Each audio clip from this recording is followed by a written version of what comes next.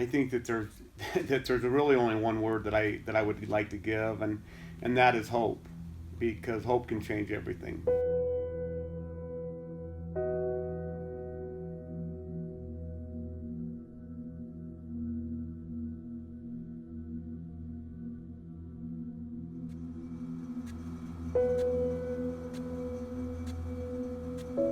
Being raised here on the ranch, Wendell taught us the value of hard work and the loyalty to family. 7 sisters and 6 boys in the Hansen family. I'm number 12 of 13. As I've thought about where my addiction started, I was going to say that it started the first night I got drunk in 9th grade, but it actually started before that. I think in the 7th and 8th grade, looking at pornography. And I think those small, seem like innocent decisions or decisions that we make have big impacts on our life. From there to 9th grade drinking, continuing to drink, I think, through my sophomore years. I remember the first time I got high, we went up to Clearfield to play a basketball game. And after the JV game, we borrowed a guy's car that had driven up from American Fork. He had a pipe and some marijuana in the car, and me and my buddies decided to try it.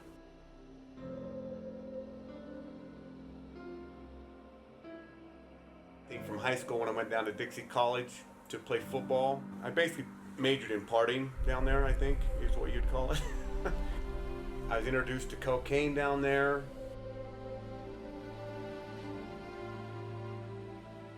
And then when I came home from Dixie College, got a job in construction, ended up falling off of a 2-story roof and busted my back all up. That's what started my journey with pain pill addiction. I'm still married. I had 2 beautiful kids that I love with every fiber of my body. And then I got a job at Geneva Steel, and we were working a bunch of hours, and a buddy of mine introduced me to some meth. Said it's cheaper than cocaine. Meth turned my world upside down. 3 years later, I got a divorce and lost everything that was important to me. My wife, my kids.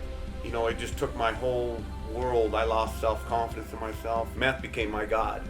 I didn't feel like I was normal unless I was high. And I mean, I was stealing stuff from the store to sell to my drug dealer to get high, you know, to get my daily fix. A guy approached me that I originally was selling some of the merchandise to, and he's like, well, have you ever thought about robbing a bank? You know, you're only making nickels and dimes robbing this stuff in the store.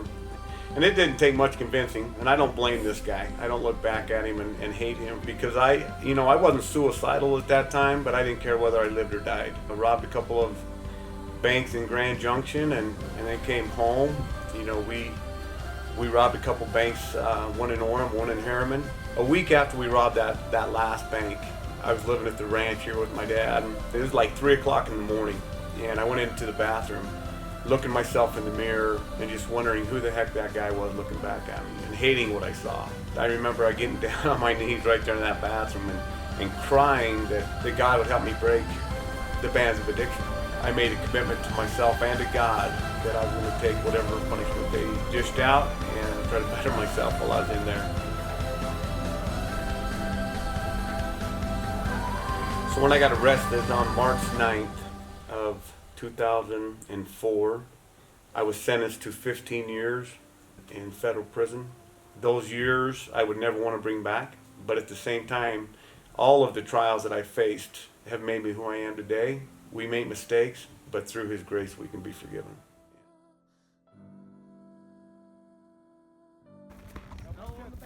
Oh yeah! Over here! Yeah! That's what it's about! You were up, Gary. True happiness is, enjoying the simple things in life, family, and then that inner peace you get with knowing that you're living right. Laughter is the only thing that'll keep you sane. And this world is crying. I don't think people are even going to notice your shoes. Well, I'm sure they won't.